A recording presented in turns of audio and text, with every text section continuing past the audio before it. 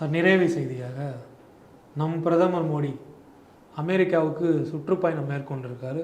அதையோடு ட்ரம்ப்பை பார்த்து சந்தித்து அவரோடு பல ஒப்பந்தங்களும் போட்டிருக்காரு. இந்த செய்தியை நீங்கள் எப்படி சொல்ல முடியும்? ஆரம்பத்தில் ஃப்ரான்ஸில் நடந்த ஏஐ சம்மிட் அதுக்கு தான் போயிருந்தார். ஃப்ரான்ஸை முடிச்சுட்டு அப்புறம் அப்படியே யூஎஸ் போயிருந்தார்.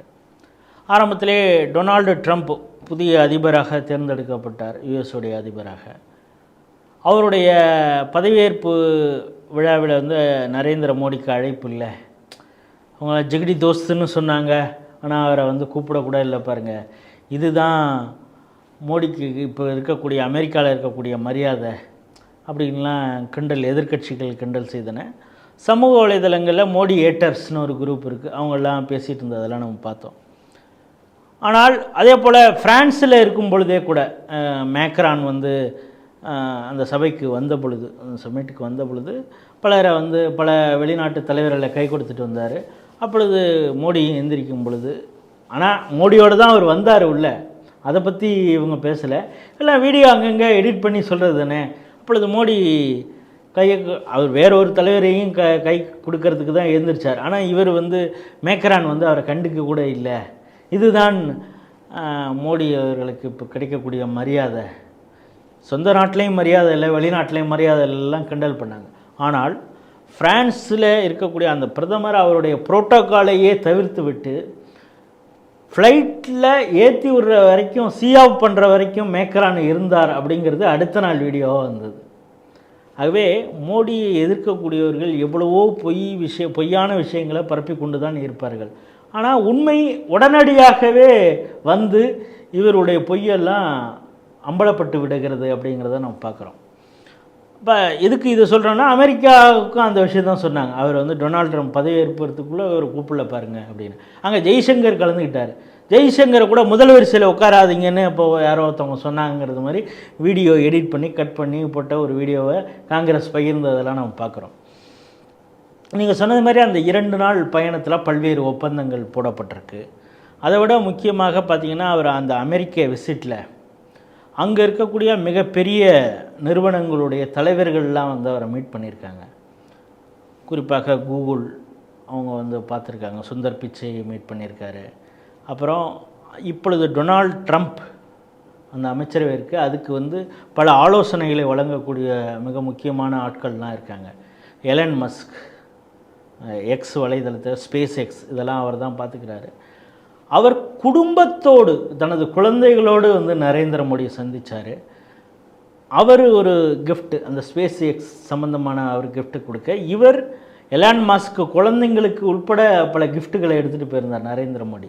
அது ரொம்ப சிறப்பான விஷயம் என்னென்னா, நம்ம நாட்டில் மாரல் ஸ்டோரிஸ், அதை நீதி போதனைக்கு தேவையான பல கருத்துக்களை கொண்ட கதையம்சங்கள் இருந்தது தான் அமர் சித்ரா கதை. பல அந்த குழந்தைகளுக்கு மத்தியில் நல்ல எண்ணத்தை, நல்ல சிந்தனையை விதைக்க வேண்டும் அப்படிங்கிறதுக்காக வந்தது தான் அந்த அமர் சித்ரா கதைகள். அந்த புத்தகங்களை எல்லாம் அவங்களுக்கு ப்ரெசென்ட் பண்ணாங்க. நீ காலையில் ஒரு ஃபோட்டோவை பார்த்தேன், எலன் மாஸ்குடைய குழந்தைங்க, 2 குழந்தைங்க, சின்ன சின்ன குழந்தைங்க, அந்த அமர் சித்ரா கதை அந்த படத்தோட இல்லஸ்ட்ரேஷனோடு இருக்கக்கூடிய அந்த புத்தகத்தை தரையில் போட்டுட்டு உட்காந்து ஜாலியாக நரேந்திர மோடிக்கு எய்த்தாப்பில் உட்காந்துட்டு அவங்க படிக்கிறாங்க. சில விஷயங்களை நரேந்திர மோடியும் காமெடியாக அந்த குழந்தைங்களுக்கு சொல்கிறது, அதை ரசித்து எலன் மாஸ்க் பார்க்கக்கூடிய அந்த ஒரு படம். அதே போல் சுந்தர் பிச்சை மீட் பண்ணது, விவேக் ராமசாமி அவரோட மாமனாரோடைய போய் சந்தித்து பேசுது. ஏன்னா அவங்களுக்கு வந்து இந்திய பிரதமரை சந்திப்பது, இந்தியாவிலேருந்து அமெரிக்கா போய் அங்கே வந்து மிகப்பெரிய உச்சத்தை தொட்டவர்கள்.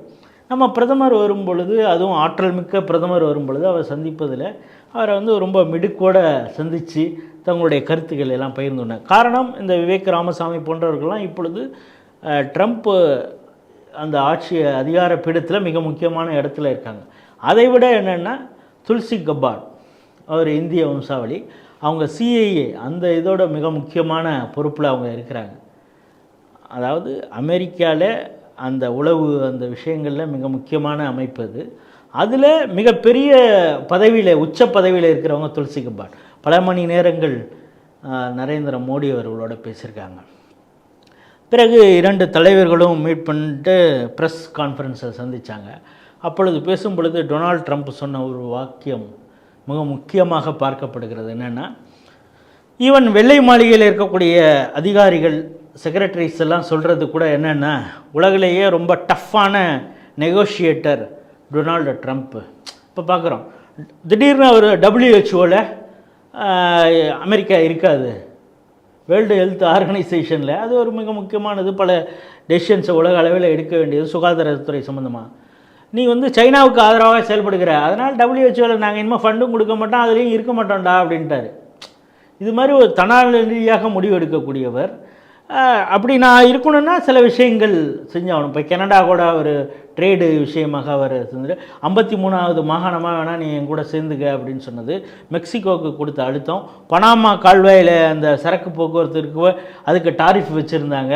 அப்படின்னா நான் டேக்ஸ் போடுவேன் அப்படின்னு ஒன்று, இல்லை அமெரிக்காலேருந்து போகிற படகுக்கு இந்த இவங்களுக்கெல்லாம் ட்ரேடுக்கெலாம் நாங்கள் ஃப்ரீயாக பண்ணி கொடுக்குறோன்னு பனாமா அந்த அரசாங்கம் சொன்னது. இது மாதிரி ஒரு டஃப்பான நெகோஷியேட்டர் ட்ரம்ப்பு அப்படின்னு அங்கே வெள்ளை மாளிகை அதிகாரிகள் ரொம்ப பெருமையாக பேசுகிறப்ப, டொனால்டு ட்ரம்ப் என்ன சொல்கிறாங்கன்னா அந்த ப்ரெஸ் கான்ஃபரன்ஸில் என்னை வந்து சொல்கிறாங்க டஃப் நெகோஷியேட்டர்னு.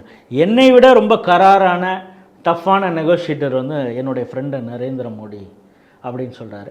பிறகு 2 நாடுகளுக்கும் இடையே எப்படிப்பட்ட உறவுகள் இருக்குது, இராணுவ ரீதியாக பல விஷயங்கள்லாம் ஒப்பந்தம் ஆகிருக்குது.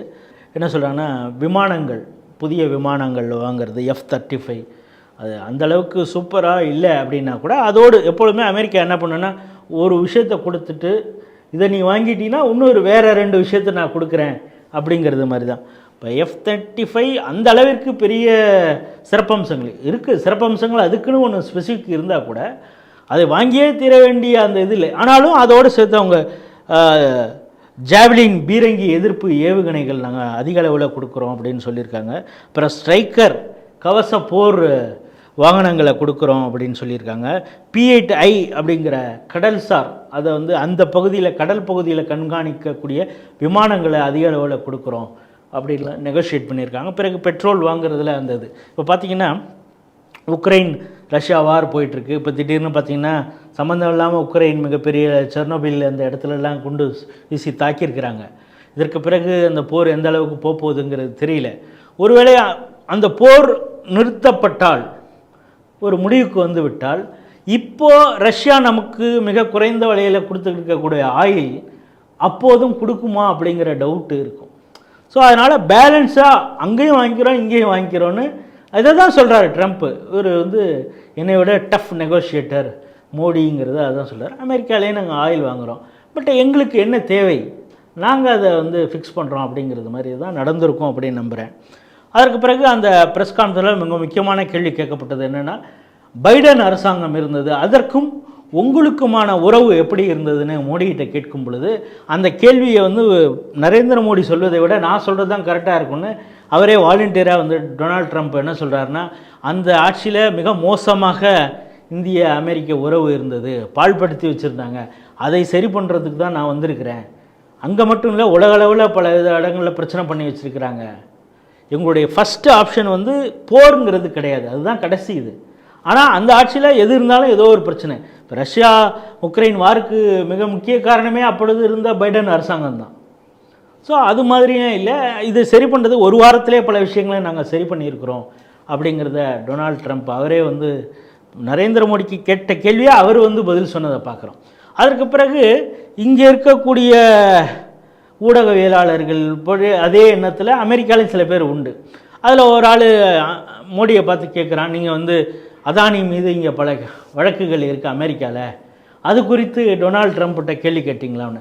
ஏன்னா அந்த கேள்வியை வைத்து தான் இங்கே சமூக வலைதளங்களில் காங்கிரஸ் உள்ளிட்ட அந்த ஒரு பார்ட்டை மட்டும் வீடியோ எடிட் பண்ணி ஷேர் பண்ணியிருந்தாங்க.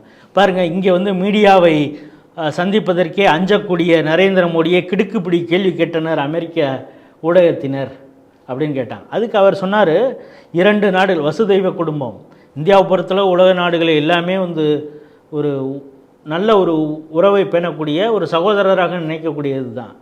அதே நேரத்தில் ஒரு இண்டிவிஜுவலை பற்றி பேசணுங்கிற அவசியம் இல்லை, அதற்காகலாம் நான் வரல, 2 நாடுகளுக்கும் எது இந்த நேரத்தில் தேவை அப்படிங்கிறது தான் நெகோஷியேட் பண்ணுறதுக்கு நான் வந்திருக்கேன் அப்படிங்கிறத கொஞ்சம் கோபமாகவே சொன்னார்.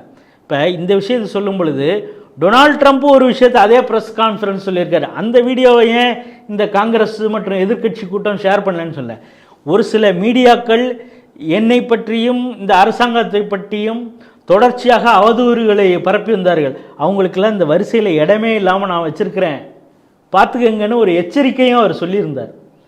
இதே போன்ற எச்சரிக்கையை இங்கே நம்ம சொல்லலை, டொனால்ட் ட்ரம்ப் அங்கே தைரியமாக அது சொல்லியிருக்கிறார் அப்படிங்கிறதையும் சேர்த்தே பார்க்க வேண்டியதாக இருக்குது. அந்த ப்ரெஸ் மீட்லேயே பங்களாதேஷில் ஆட்சி மாற்றம் நடந்துகிட்ருக்கு, அதில் டீப் ஸ்டேட்டுடைய செயல்பாடு தான் அதிகமாக இருக்கிறது, இனிமேல் நீங்கள் என்ன செய்ய போகிறீங்கன்னு டொனால்ட் ட்ரம்ப்கிட்ட கேட்கும் பொழுது, பங்களாதேஷை பற்றி நான் சொல்கிறதுக்கு என்ன இருக்குது, என் நண்பன்ட்டே அதை விட்டுடுறேன் அப்படின்னா, பங்களாதேஷ் இந்தியாவிற்கு அருகிலே இருக்கக்கூடிய அண்டை நாடு, அங்கே இருக்கக்கூடிய பல பிரச்சனைகள் அதனால் ஏற்படக்கூடிய விளைவுகள் இந்தியாவிலையும் ஏற்படும். ஏன்னா பல பயங்கரவாதிகள் இந்தியாவில் தான் ஓடுகிறான். இப்போ எல்லை பிரச்சனையிலையும் பல இடங்களில் அவங்க பிரச்சனை பண்ணிகிட்டு இருக்காங்க. அங்கே இருக்கக்கூடிய இந்துக்களுக்கு எதிராக அங்கே இருந்த அடிப்படைவாத அமைப்புகள் செயல்பட்டுக்கிட்டு இருக்கு, இன அழிப்பு வேலையை செய்துட்ருக்கு. இதையெல்லாம் சரி பண்ணுறதுக்கு இந்தியாவுக்கு நான் ஒரு ஃப்ரீ ஹேண்டு கொடுக்குறேன் அப்படிங்கிறது மாதிரி அவர் சொல்லியிருக்கார். அப்படின்னா என்னென்னா, இனிமேல் டீப் ஸ்டேட்டுடைய செயல்பாடு, அமெரிக்காவுடைய டீப் ஸ்டேட்டுடைய செயல்பாடு பங்களாதேஷிலே வெகுவாக குறைந்துவிடும். அப்படிங்கிறப்ப இப்பொழுது ஆளும் இந்த யூனிஸுக்கு அமெரிக்காவின் முழு ஆதரவு கிடைக்காது அப்படிங்கிறத நம்மளால் புரிஞ்சிக்க முடியுது. அதனுடைய வெளிப்பாடாகத்தான் அவர் நேற்று கெஞ்சிருக்கிறார். ஏன்னா பங்களாதேஷிற்கு பவர் போகிறது அதானியுடைய பவர், அவங்களுடைய பவர் கார்ப்பரேஷன் தான் போகுது. ஏற்கனவே அங்கே ஃபண்டு நிறையா அவுட்ஸ்டாண்டிங் இருக்குது, அதனால் நான் கொடுக்க முடியாது அப்படின்னு சொன்னப்போ, நாங்கள் எப்படியாவது பணத்தை திரட்டி கொடுத்துட்றோம், நீங்கள் முழு கரண்ட்டை, ஏன்னா பார்ஷியலாக தான் போயிட்டுருக்கு, 40% கிட்ட தான் போயிட்டுருக்கு, நீங்கள் இன்னும் கொஞ்சம் கொடுங்க, எங்களுக்கு ஃபுல் கரண்ட்டை எங்களுக்கு நீங்கள் கொடுக்கணும் அப்படின்னு கெஞ்சி கூத்தாடிட்டு இருக்காங்க. அதையும் விட ஒரு ஆச்சரியமான விஷயத்தை நான் பார்க்குறேன். என்னென்னா 2002 அந்த கோத்ரா கலவரம் நடந்தது. அதற்கு பிறகு பல ஆட்சி முதல்வராக இருந்தார். பிறகு அவர் பிரதமராக வர வேண்டிய சூழல் இருந்தது. அப்போ இங்கே இருக்கக்கூடிய எதிர்க்கட்சிகள்லாம் சேர்ந்து அமெரிக்காவுக்கு கடிதாசி எழுதுகிறாங்க. எம்பிக்கள் ஒரு 60 பேர் சேர்ந்து, அதில் திருமாவளவனும் உண்டு. என்னென்னா, அமெரிக்காவில் அவருக்கு விசா கொடுக்காதீங்க, மோடிக்கு விசா கொடுக்காதீங்க, அமெரிக்காவில் உள்ள விடாதீங்க அப்படின்னு. அதற்கு பிறகு அமெரிக்காவில் அவருக்கு எப்படிப்பட்ட ரெட் கார்பெட் வெல்கம் கொடுத்தாங்க அப்படிங்கிறது, அதையும் தாண்டி டொனால்டு ட்ரம்ப்பை வர வச்சு அவருக்காக தேர்தல் பிரச்சாரமே பண்ணக்கூடிய அளவுக்கு எந்த அளவுக்கு உயர்ந்தார் நரேந்திர மோடி அப்படிங்கிறதெல்லாம் இந்த 10 வருடங்கள் நாம் பார்த்துக்கிட்டு இருக்கோம். இப்போ என்ன கூத்துன்னா, அவர் அமெரிக்காவில் இருக்கிறாரு, என்னை விட டஃப்பான நெகோஷியேட்டர்னு ட்ரம்ப் அவரை சொல்கிறாரு.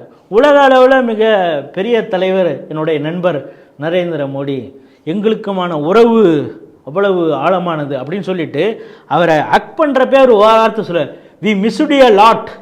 அப்படின்னா என்னென்னா, இந்த பைடன் அரசாங்கம் இருந்த வரைக்கும் அமெரிக்காவிற்கும் இந்தியாவுக்குமான உறவு சரியாக இல்லை, நான் அப்போ ஆட்சியில் இல்லை, அதனால் ஐ மிஸ்டு எ லாட் அப்படின்னு சொல்லி அவர் கட்டிப்பிடிக்கிற அந்த விஷயத்தை பார்க்குறோம். அதையும் விட அவர் சேரில் உட்காந்து இந்த சைன் பண்ணுறப்ப அந்த சேரையே ஒழுங்குபடுத்தக்கூடிய ஒரு இடத்துல டொனால்ட் ட்ரம்ப் இருக்கிறார்.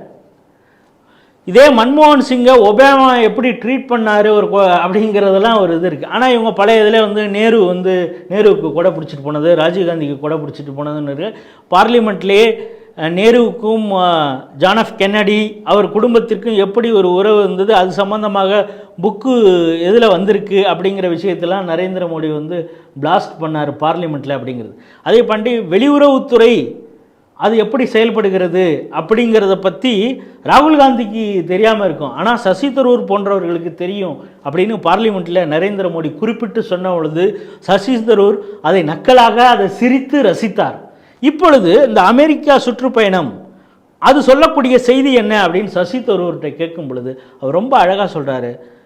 நான் அங்கே இருக்கக்கூடிய செக்ரட்டரி டொனால்ட் ட்ரம்ப்பை புகழ்கிறான், ஆனால் டொனால்ட் ட்ரம்ப்பே நம்ம பிரதமரை பற்றி சொல்கிறாரு. ஸோ நான் இதெல்லாம் ஒரு பாசிட்டிவாக பார்க்குறேன். அவங்க வெளியில் இந்தியாவுக்கு வந்துட்டு இந்திய வெளியுறவுத்துறை அமைச்சகம் அமெரிக்காவோடு எப்படிப்பட்ட பேச்சுவார்த்தை நடந்தது, ஒப்பந்தம் நடந்ததுன்னா அவங்க சொல்ல போகிறாங்க. ஆனால் என்னை பொறுத்தளவு இந்த பிரதமர் மீது நம்பிக்கை இருக்கிறது, அவர் இந்தியாவிற்கு எது தேவையோ அது செய்திருப்பார். இன்னொன்று, இந்த சரியான நேரத்தில் இந்த ட்ரேடு ஒப்பந்தம் நடந்திருக்கிறது. ஏன்னா இன்னும் சில மாதங்களில் சில அதிரடியான முடிவுகளை அமெரிக்கா எடுக்கக்கூடும். அப்பொழுது அவங்க அதிரடியாக ஒரு மோசமான ஏதாவது ஒரு டாரிஃப் எல்லாம் ஃபிக்ஸ் பண்ணி ஏதோ ஒன்று பண்ணறதுக்கு முன்னால் இதை பிரதமர் நரேந்திர மோடி சந்தித்து இப்பொழுதே அதை ஆசுவாசப்படுத்தி அது நமக்கு என்ன தேவை, நமக்கு என்ன அதில் வந்து பெனிஃபிட் இருக்குது அப்படிங்கிறதெல்லாம் பேசியிருப்பார் என்று நம்புகிறேன். அதனால் இதை வந்து it's a very encouraging one அப்படின்னு. காரணம் அவர் யூஎனில் இருந்திருக்கார். அவர் இந்த வெளியுறவுத்துறை அமைச்சகங்களுடைய செயல்பாடு எப்படி இருக்கும் அப்படிங்கிறது. இன்னும் குறிப்பாக சொல்லப்போனால் இந்தியாவுடைய இப்பொழுது வெளியுறவுத்துறை அமைச்சகம் எப்படி வேகமாக செயல்படுகிறது அப்படிங்கிறத பலமுறை அவர் பாராளுமன்றத்திலேயே பதிவு செய்திருக்கிறார் சசி தரூர் அவர்கள். ஆகவே இதெல்லாம் ஒரு பாசிட்டிவாக இருக்கிறது. போக போக தெரியும் டொனால்டு ட்ரம்ப் அந்த நாட்டிற்கு எது தேவை அப்படிங்கிறத அவர் செய்கிறாரு. நரேந்திர மோடிக்கும் இந்த நாடு என்ன, அதற்கு தேவை என்ன அப்படிங்கிறது. அதை விட மிக முக்கியமான ஒரு ஒப்பந்தம் அங்கே போடப்பட்டிருக்கிறது. நான் கூட சொன்னேன், துளசி கபாடோடு பல நேரம் அவர் ரொம்ப நேரம் பேசிக்கிட்டு இருந்தார் அப்படிங்கிறது. நாம் தேடப்படும் குற்றவாளிகள் அங்கே இருக்கிறாங்க 2 பேர். ஒன்று மும்பை குண்டுவெடிப்புக்கு மூளையாக செயல்பட்ட தஹூர் ராணா அப்படிங்கிறவன், அவன் பாகிஸ்தானை சேர்ந்தவன், அமெரிக்காவில் இருக்கிறான். அவன் தான் மும்பை குண்டுவெடிப்புக்கு காரணம். அவனே இங்கே விசாரணை நடக்குது, அவனே எங்கள் நாட்டிடம் ஒப்படைக்க வேண்டும் அப்படின்னு அதற்கு ஆவணம் செய்வதாக சொல்லியிருப்பதாக ஒரு தகவல். அடுத்தது காலிஸ்தானி பயங்கரவாதிகள். அவங்க ஒன்று கனடாவில் இருக்காங்க, அமெரிக்காலையும் இருக்காங்க. அமெரிக்காவிலே பிடன் அரசாங்கத்தோடு ரொம்ப நெருங்கிய நட்பு பாராட்டினார்கள். ட்ரம்ப்புக்கிட்டேயும் ஆரம்பத்தில் இருந்திருக்காங்க. இப்பொழுது எப்படி இருக்க போகிறார்கள் அப்படிங்கிறது போக போக தெரியும். அவர் குறித்தும் பண்ணும் குறித்தும் பேசப்பட்டு இருப்பதாக தெரிகிறது. ஏன்னா அஜித் தோவலும் கூடவே போயிருக்கார், தேசிய ஆலோசகரும். ஆகவே இந்தியாவிற்கு எதிராக அந்நிய மண்ணிலே இருந்து செயல்படக்கூடிய பயங்கரவாத குழுக்கள், அதன் தலைவர்கள் நசுக்கப்படுவார்கள் அப்படிங்கிறதை நாம் சேர்த்தே பிரதமருடைய இந்த யுஎஸ் விசிட்டை நம்ம பார்க்கணும்.